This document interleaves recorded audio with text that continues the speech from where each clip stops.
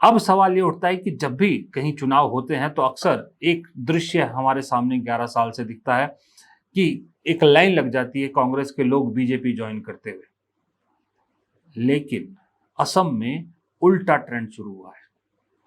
असम में बीजेपी के लोग बीजेपी छोड़ के कांग्रेस ज्वाइन कर रहे हैं।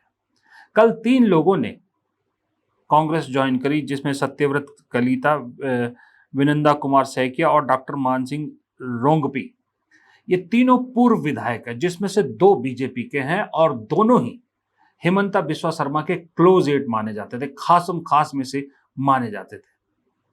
इन तीनों ने हेमंता बिस्वा शर्मा की स्टाइल ऑफ फंक्शनिंग, कहने को तो ये कह रहे हैं कि भाई जो है वो बीजेपी वहाँ जो वादे किए उस पे पूरे नहीं उतर रही, काम नहीं करी, लेकिन असल में ये है कि हेमंता बिस्वा शर्मा के स्टाइल ऑफ वर्किंग से ये खुश नहीं है। तीनों ने कांग्रेस का दामन थामा गौरव गोगोई और केसी वेणुगोपाल के सामने।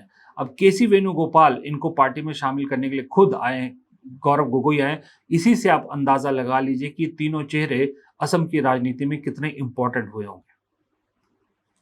केसी वेणुगोपाल संगठन महासचिव है कांग्रेस के, यानी अगर आप ऑर्गेनाइजेशनली देखें तो मल्लिकार्जुन खड़गे के बाद दूसरे नंबर पे वही आते हैं, और अगर चेहरे से हिसाब से भी देखें तो तीसरे नंबर पे आते हैं।